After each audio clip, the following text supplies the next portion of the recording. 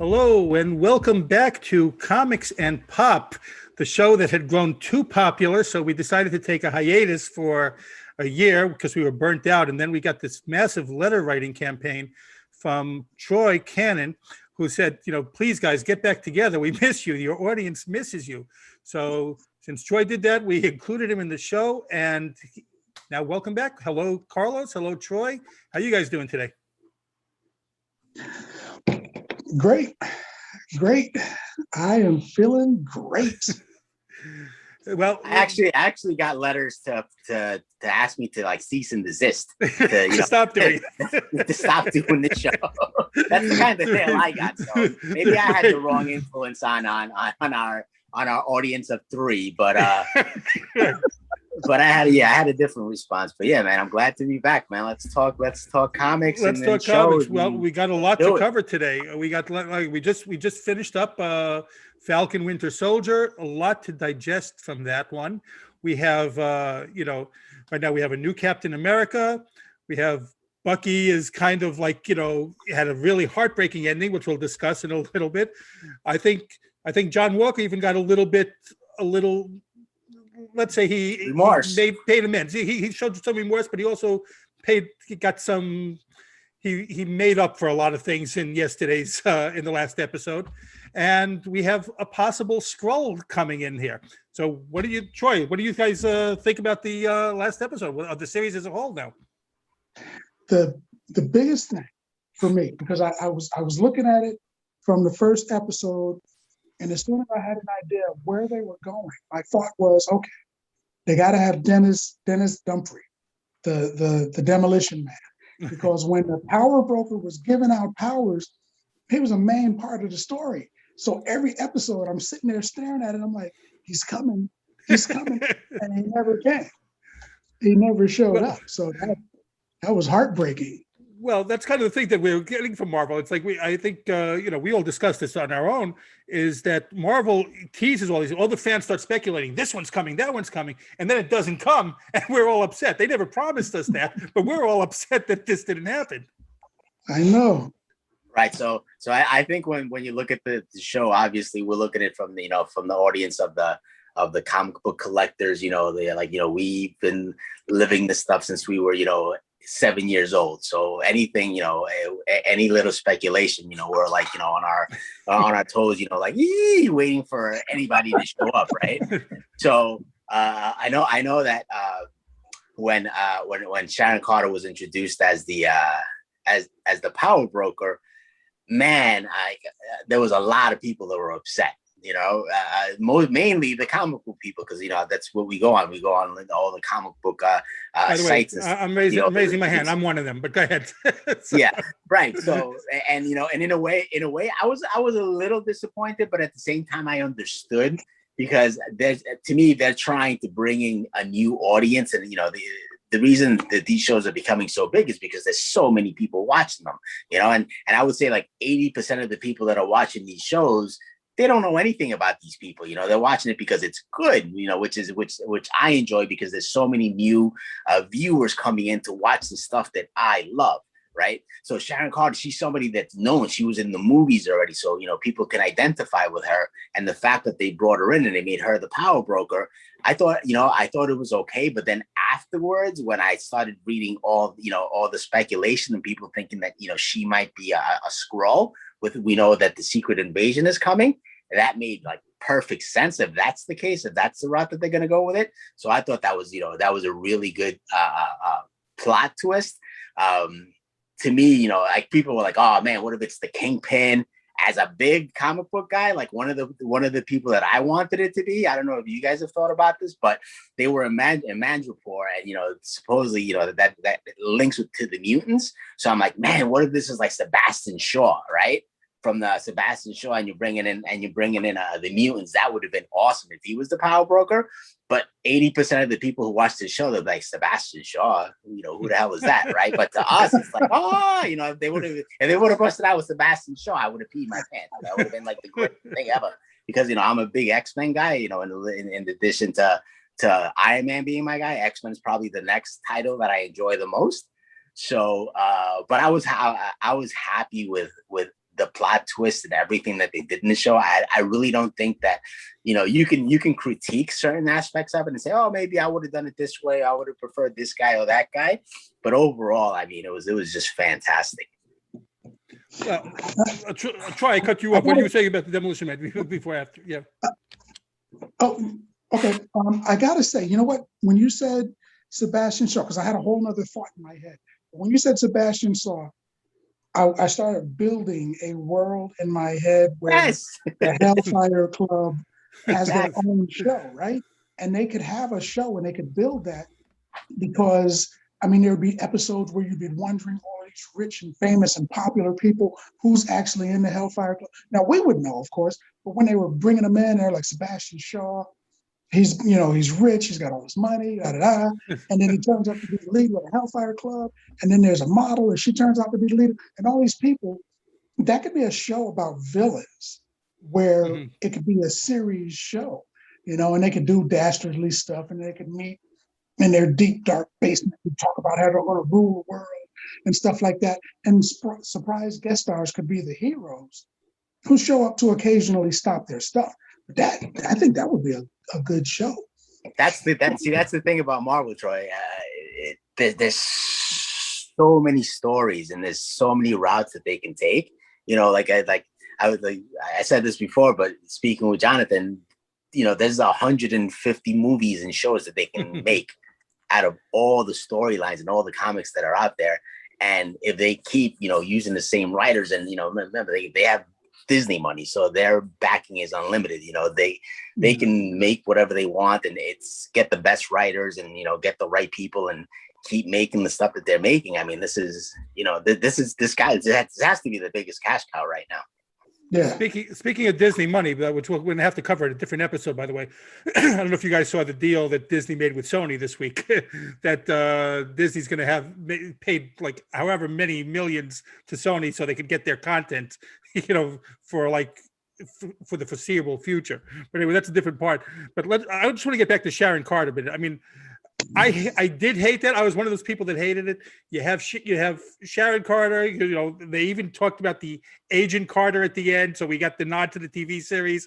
But I hated it. But you saw it coming. I thought that was.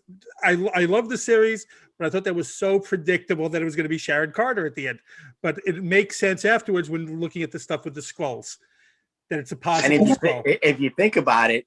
Do you remember the part when she goes up to Bucky and she has like she's wearing like some kind of a mask, and she like electronic mask, and she punches it and she turns. What's not more Skrull than that, right? What do Skrulls do? They take other people's personalities, and they they can change and be anybody they want.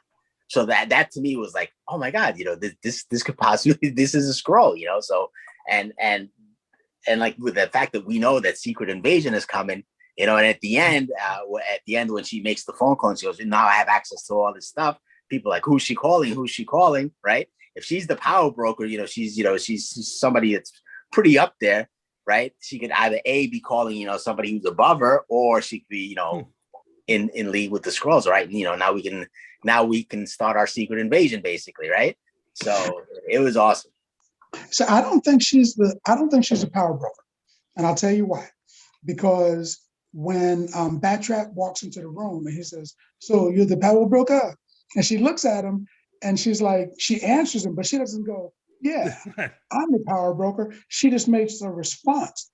So we as viewers, we assume she's a power broker, but that phone call at the end, I think, because in the comics, there's two guys that are the power broker. There's two guys that share that identity. And I'm thinking maybe she's working for him, because she's got all this stuff, but I don't think she's the guy. I think she was calling the guy. And in the future, we'll find out. Something I talked about yesterday, I was like, okay, it may not be, but it could possibly be the Mandarin. The reason I say that as the power broker is because throughout the Marvel movies so far, there's always been a Mandarin 5 rings guy in the room when villains meet.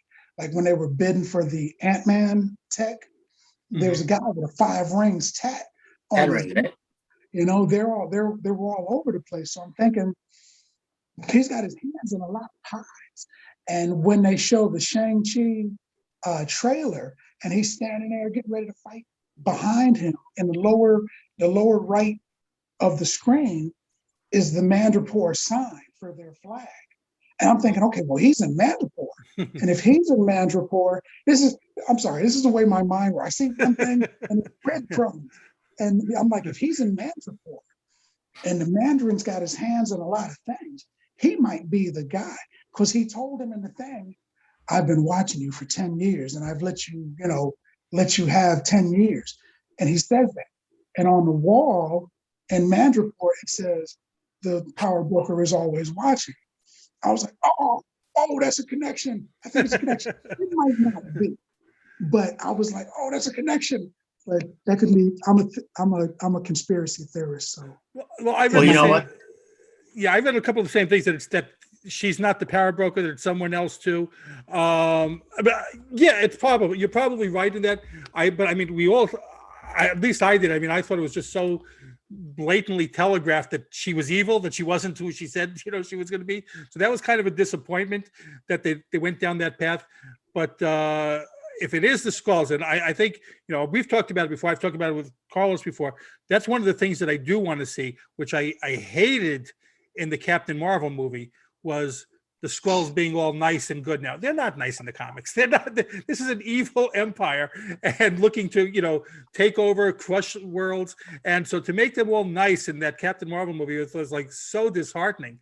But now I want to see Skrulls as evil. That I'm kind of anxious and looking forward to seeing. Yeah.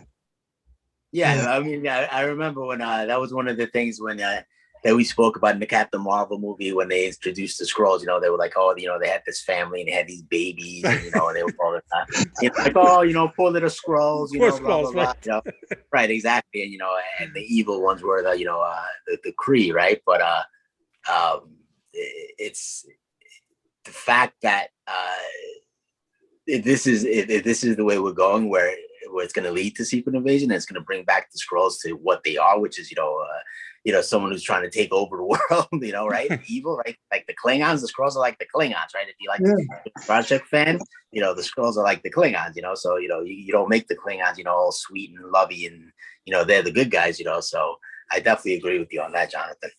Well, it's not just that they're evil, it's that they're hidden.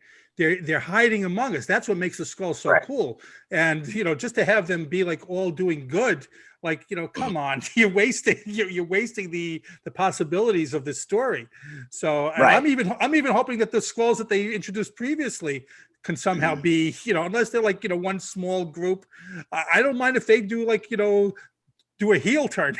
And, right. It's like if you believe the conspiracy theories, right? There's people who believe that, there's like lizard people or something living amongst us, right? These aren't supposed to be nice people. Like, people who live, these are supposed to be, aliens who are here to take over the world, whatever, right? So that's what kind of like the Skrulls are. They're here to, take over the world and destroy the planet. They're not here to be lovey-dovey. What I had read was that because they didn't have the right to use like the entire Fantastic Four franchise, they lost Galactus, the Silver Surfer, and the Skrull. So Marvel replaced the Skrull with the Chitauri. So what I'm wondering is, now that the Skrull are here, are they going to get rid of the Chitauri, or are they going to like say that they're a subrace and well, that's just a thought I had. I'm wondering what they're going to do with the Chitauri. But so to me, Troy, the Chitauri are kind of they're kind of like in the background always. Like if you watch The Walking Dead, right? If you're a fan of The Walking Dead, The Walking Dead is nothing. It doesn't really have anything to do with zombies.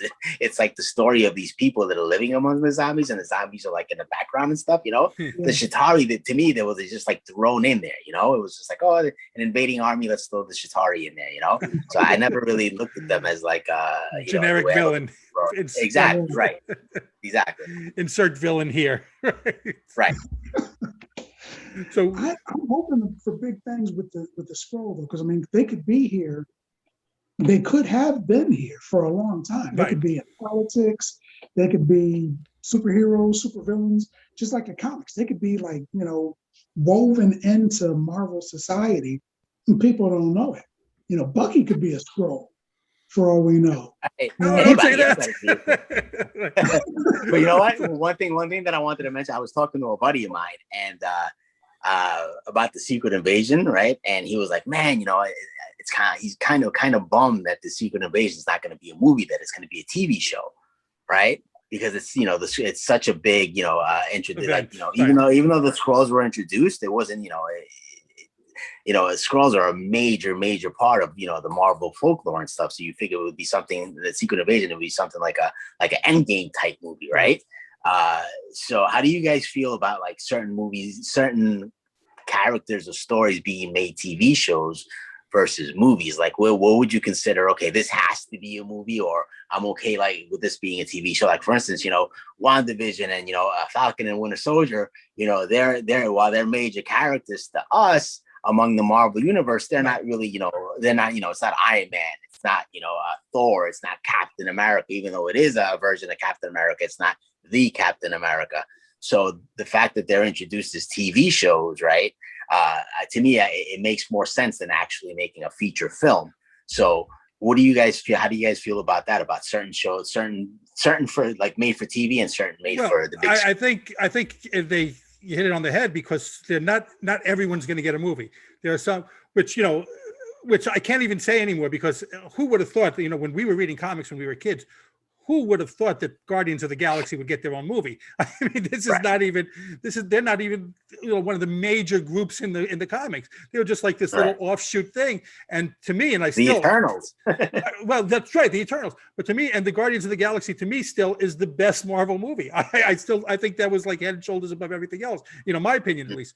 But so these are characters, like important characters, and they're getting their time on the TV screen. Wanda is not, up there, like you said, Wanda and Vision, they're like important characters, but they're not ones that anyone would have given a movie to. Now, maybe, who knows? Right. But same thing with, Falcon, Winter Soldier. They were important characters, but they weren't like up there in the upper echelon. So I think it was great, but I would agree that, to me, the Skrulls, the Skrulls getting their own movie, their own storyline deserves a movie.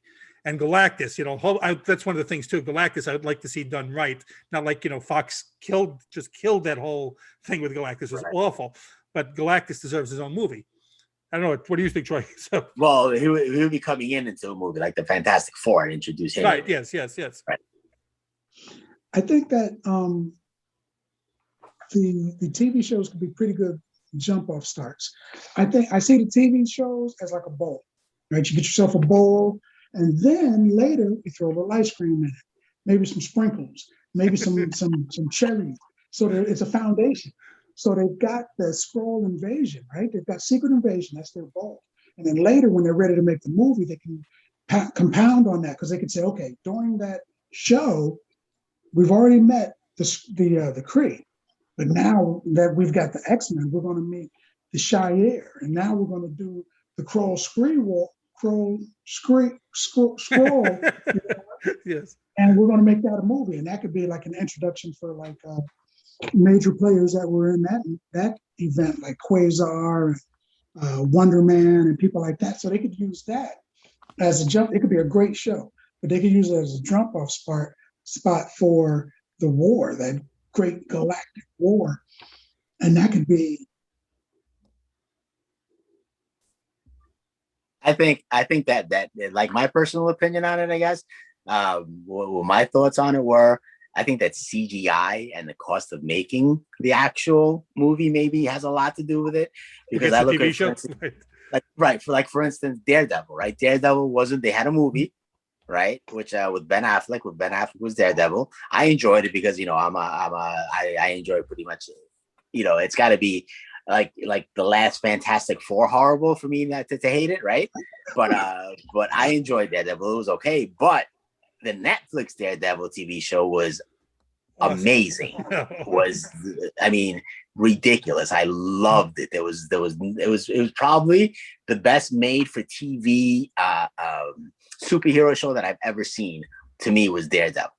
and all the things that came from that, Punisher, and then Iron Fist and so on, like all those to me, they're made for TV because the characters don't really require CGI, I guess, as much as somebody like Iron Man. Iron Man's all pretty much CGI with all these things he does with the armor and stuff, and Thor, like those kind of characters require a lot, I guess more expensive to make. So maybe they make movies versus characters like that you can make a TV show, and you could just have stunt people jumping around and fighting each other where, so I think that might have a lot to do with it. Can I just jump in there for 1 second there? I mean, when Daredevil first came out, I look at Charlie Cox and like, oh my God, and he was great. He's so great. I just want to talk about John Bernthal. If there was ever someone that was, you looked at someone right away and said, that's the character. That's the guy right there. You looked at him right from the start. You knew that this guy was going to be great in the role, and he was. It was just fantastic. Fantastic. But yeah, I mean, these TV shows, they're important just because it leads to the backstory of the future movies. Like WandaVision, we got this backstory, so when they appear in Doctor Strange, we know what's going on.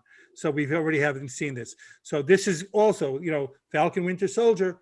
This is going to lead into the next Captain America movie, which they said that, he's going to get his own movie now. So this is important backstory, but yeah, maybe not. They don't want to spend the budget of a movie for this. How did you guys feel about Falcon as a Captain America? Oh, he was great. That blew me away. I was wondering if they were going to go for the comic book uniform with the white, the blue, and all of that stuff, and they did. And I was like, wow, they're going for it. And with the shield, I mean, because we've seen him fight with just the wings, and with just the wings, he's pretty good. He fought Patrick and a couple of his men, so he was good. But once he got the shield and figured some moves with the shield, he was even more deadly. Even though Patrick was still kind of whooping on him a little bit, he was still pretty deadly with that. And I'm thinking, man, this is going to be good. I love those wigs, by the way. That wigs when the helicopter was coming down and he covered up with the wigs. That was awesome. That was a great scene, though. So they come from Wakanda. I wonder, are they made of vibranium? That's a good question. Probably. I would probably anything. I mean, that's like their main thing. I mean, I think this was like one of the most comic book accurate uniforms that I've ever seen. That, and you know what was really comic book accurate, and I really enjoyed also in the end when John Walker came out as U.S. agent in a black suit. That was amazing also. Yeah. Well, let's talk about him for a second, because what's the future now of him? They're starting alluding to it. We haven't even touched upon what his role is going to be now in the future. What are you guys reading? What are you guys hearing? Well, as U.S. agent, the two biggest things that hit me when I saw that was, one, he's not strong enough. He was a lot stronger than everybody else that had taken it. He had gotten a different dose. I can't remember what it was. He gotten a different dose or more or whatever, but he was a lot stronger. And I'm thinking, he's Cap strong right now, but he's supposed to be like, super strong. And so I'm thinking something's got to happen with that in the future. Also, I was thinking, well, I guess three things. He doesn't have a shield. He doesn't have his shields yet. And the final thing I was thinking with him was the government forced him onto, I think it was the West Coast Avengers, and they forced them to accept him. So at some point, I think he's going to join the Avengers. Really? You think that's evidence? I think so. Yeah. So yeah, I think that it's gonna lead that way also, because he didn't have his shield, but because you got to remember, he was dishonorably discharged. So when he went out to help Falcon and stuff, and he was pretty much on his own, right? He wasn't with anyone. He felt that he was still Captain America, so he was going to go out and help. So he made his own shield and everything. Now that Elaine Dreyfus's character, Julia Louis-Dreyfus or Elaine Dennis taking over, yes. And they're bringing him back. He's going to have government backing, so maybe they will experiment with him more. Maybe they will give him a stronger version of the serum, and they will give him a better weapons, I guess, give him a shield and stuff. And I was thinking maybe they can go the Dark Avengers route, I mean, who knows? Like I said, there's so many things that they can do, man. There's so many things, Thunderbolts still. I mean, there's so many things that they can do, man. I think Battlestar is still alive too, because because he was Super Patriot. John was Super Patriot, and then he became Captain America, and then they were going to take the Captain America from him and make him U.S. agent, and they fake shot him. The government killed him. He wasn't dead, and they put him in the U.S. agent outfit, and they're like, oh, the guy that was playing Captain America, oh, he's dead, and now they got the U.S. agent. So I'm thinking that storyline didn't happen. Maybe they're giving it to Battlestar, because in the book and I'm always referring to the books, because in the book, one of them pretends to be dead, comes back, they're a team again for a short time. So I'm thinking Battlestar is probably not dead. Government's probably got it. Just like with the Abomination and the Leader, they probably got it. And they're going to juice him up and bring him back. I'm thinking that would be like Bucky. Like exactly like Bucky. But I thought, first of all, I thought Julia Louis-Dreyfus was great, just great as Val there. I mean, just she was so like maybe evil, like ambiguous, her character. I thought she did such a great job in there. Well, she's such an awesome actress, man. I mean, I've always been a big fan of hers, even though I've never watched that Veep show that everyone keeps talking about. Everyone says, you got to watch it. Everyone's like, oh my God, how come you've never watched Veep? And I don't know why. I've heard of it, but I guess it never fell into my rotation of shows that I had to watch. But I guess maybe I got. So what's more? You guys are better with this one than me, because you guys have been reading a lot more recent ones there. So what exactly is her role now in the comics? What's her role going forward? She altogether, she's a Russian spy, but she joined SHIELD, and she pretended to be the good guy for a long time. And then from SHIELD, she infiltrated Hydra, and she became Madam Hydra, and she did that for a while. And from there, she used that as a jump-off spot, and she went to Leviathan. She joined Leviathan, and she became Lady Leviathan or Madam Leviathan or whatever her name was. And then she's like, oh, psych, tricked everybody. I'm actually a Russian spy. And I think, if I remember, I think they let her back in SHIELD, I think. But she pretty much played for all of the teams. She was one of those. I'm thinking the Hydra route. But her character is kind of like what's the name? I can't think of the character, but the lady from Suicide Squad, the one who the government. What's her name? The government, the one who put together the. You know exactly what you're talking about. Waller, yeah, she's kind of like Marvel's version of Waller, I guess, because she's kind of like works for the government, but kind of like a seedy part of the government, I guess, but because she's bringing the U.S. agent back, right? Kind of like the idea that we're getting is that he's coming in, and like he got honorably discharged, right? And the government doesn't want anything to do with him. But, she kind of like works for the government. She's like, all right, now we're going to start doing some things. So they're going to use him for like, like the underground, operations and stuff like that. So that's kind of like the vibe that I'm getting that they're going to use her as, That's actually a brilliant thought. I was talking to a buddy of mine a little while ago. A brilliant guy. Brilliant. That was brilliant. A buddy of mine that just called him a minute ago. I ghosted him. I didn't talk to him. But a buddy of mine called a minute ago. But we were talking yesterday because he calls me. He's like, "Hey man, who are the Thunderbolts? I keep hearing that name." So I was like, "So think about DC's Suicide Squad villains who are being forced to be heroes. That's kind of what they're doing, except Marvel did it. They did it better." And he's like, "Okay, I didn't think about that. I'm going to call him after this and be like, hey, I'm going to pretend like I made that. I'm going to be like, you know what? Something just occurred to me." just don't watch my YouTube channel. That's pretty good. Yeah, I didn't think about that. Yeah, I guess she's like Waller. Yeah, so I'm a good addition to this team. I know you guys I throw my every 2 cents in every now and then. So what do we think? What do we think the next step is here now? We have Loki coming up soon, the next series. What's the next step for these characters now? For the Falcon characters? For the Falcon, Falcon's Captain America now. So I think that they already announced the Falcon- movie this week. I mean, they already did announce the movie that he's going to be in a movie this week. Yeah, Right. Steve is coming back. Steve's going to come back. He's going to get his shield, but I think That's what they said. Yeah, Falcon that he's run coming with it. back. Right. Yeah. Yeah, he's got to. So they're going to let Falcon run with that shield for a while. He's got the ball. He's going to run. His buddy Torres is eventually going to be Falcon 2.0, and Right. he's going to be like, okay, I'm Falcon. You're Cap. Wait, Cap's back. Okay, so then everybody's going to downgrade. So you're not Cap anymore. You're back to being Falcon. I'm not Falcon anymore. I'll go back to being Torres. I think that's what's going to happen with those guys. They said, all right, they said that Chris Evans is coming back. They didn't say Captain America is coming back. So this just be Steve Rogers is coming back for 1, 2. So we don't know what incarnation that he's going to be taking. That's my eyes like, of course, now tearing.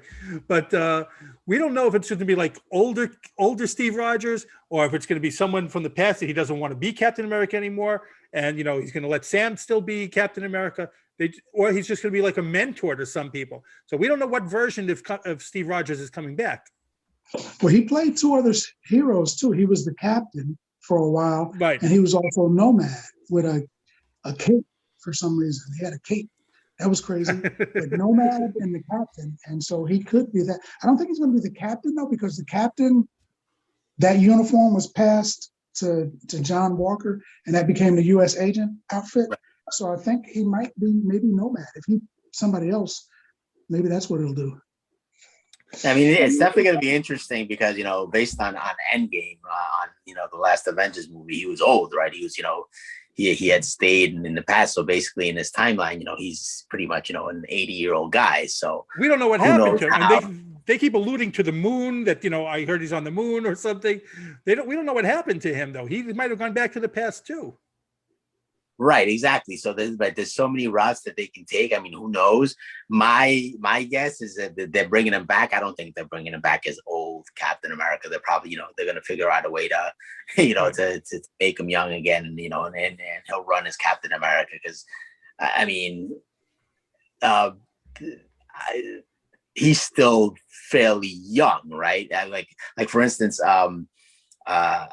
Tony Stark, Robert Downey Jr., he's our age. He's pushing 60, right? So, that's not he needs to be. Well, I mean, he's a little older than us. He's a little older than us. I would say he's probably, but he's in his mid 50s to late 60s. So I mean, there's only so long he can be Iron Man for, right? Where Evans is still a younger guy. I'm guessing he's like 40 maybe.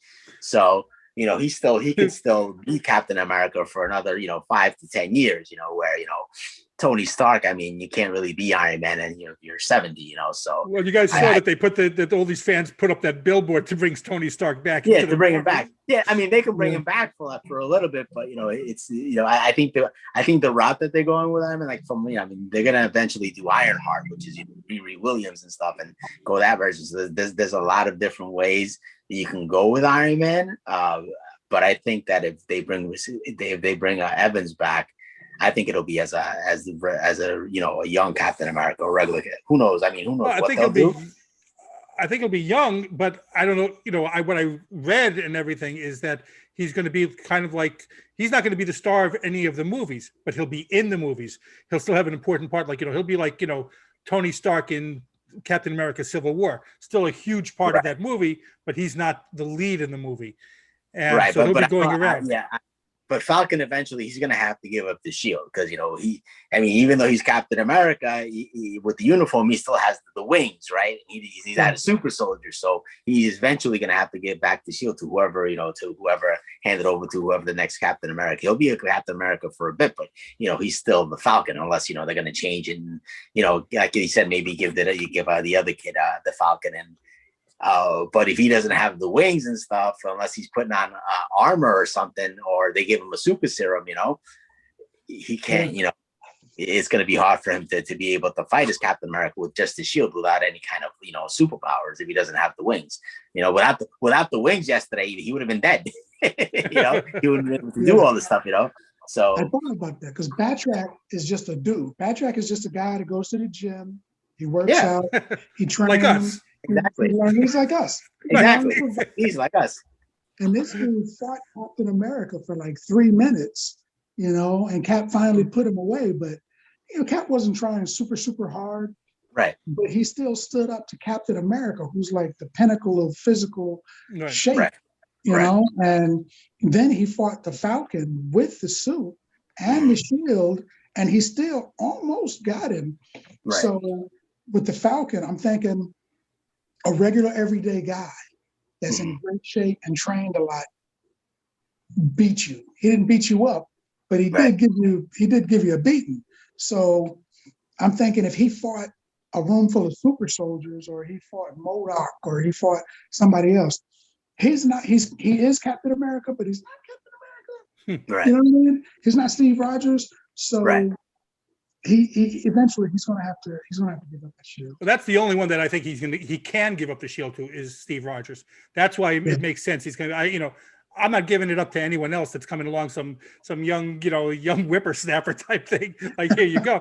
It's like, I think it's going to be Steve Rogers again. Oh, what if Steve Rogers went back in time, right, and he lived his life out with Sharon Carter? What if they had a kid? It's possible. Now, Steve Rogers being old, though, I mean, Isaiah Bradley's old, and he still has the super soldier in system, in his system, and he threw that can and it like stuck into the wall. He still has the super soldier abilities. So I'm thinking Steve Rogers, even old, unless somebody extracted it, he still got it in his system. So he should still be, Well, it makes sense for him to come back with Sharon Carter's involvement now. I mean, so that does make sense. But also, I guess in the time, if you look at the timelines, I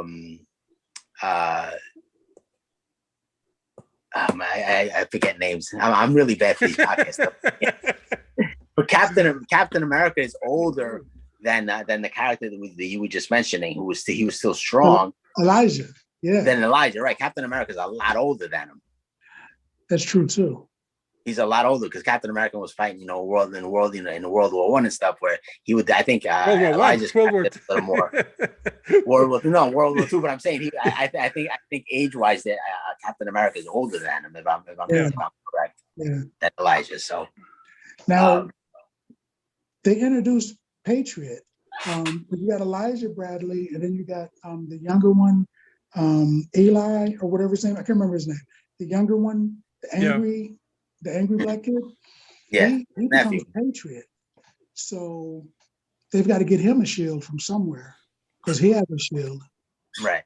Well, like I said, there's so many things they can do. Like, unless you're a comic book reader, like, I didn't even know that about his nephew, what you just mentioned and stuff. And I'm a comic book guy, so there's so many routes that they can take with this man. Wasn't he Young Avengers?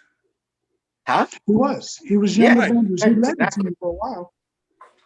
Which is going, by the way, comic book speculating wise, Young Avengers #1, right? Was a month ago, 2 months ago, was like $1 comic book. You could find it anywhere. Now a 9.8 is going for like $1,200. Oh my God. It's ridiculous because there's so many first appearances in that book, that being one of them. That I actually just sent one to CGC because I had it, and it looks like a 9.8. And like I said, I bought it at a tent sale for $1. So it's ridiculous. So we just got to watch which characters are going to appear in, like, even in the background of all these TV series.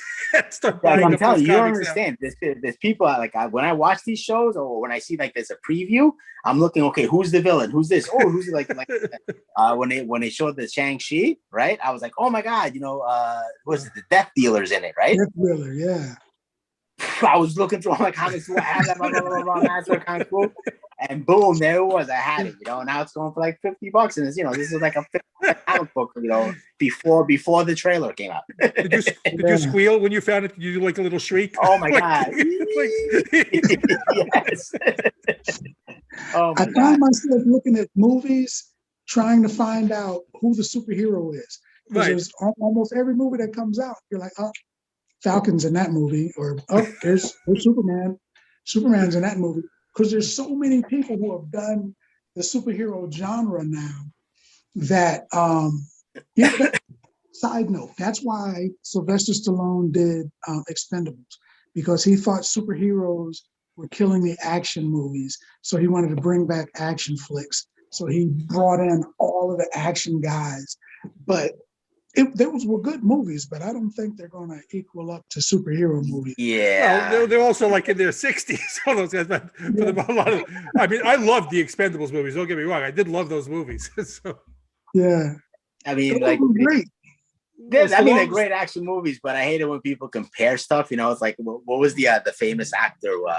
Not the famous actor, famous movie director who just came Scorsese. out. Scorsese killed him. Right. He said that, you know, all these aren't real movies or whatever, these Marvel movies, you know, because they're not, you know, artistic and stuff. You know, it's kind of me. It's like I'm an old comic book collector and stuff. So I hate it when people have, like, you know, comic books signed like a million times and stuff and send over Ruining to the see, cover? you know, right, ruining the cover, exactly. So I kind of feel like you know, so you have all these old school people who are hate against everything that's CGI, you know, all these guys aren't really acting and stuff. And so I mean, but it's you know, you gotta adapt to what's out. So we've reached, the three of us have reached that get off my lawn stage of our lives now. Oh my God, absolutely. Oh my God, when it comes to comics, I'm the biggest get off my lawn person. Get out of here. You kids are ruining everything. Right? Last year, I must have said, in my day, Right. at least 3 times. You know what? In my day, Right. I must have said that at least 3 times last year. Oh my God. Well, anyway, I think that brings us to a close of this first welcome back episode of Comics and Pop. Yeah. We've had a lot of first episodes, haven't we, John? Well, we thank you for listening, and please definitely subscribe, and we'll see you next time. Thanks for listening. Hey, guys.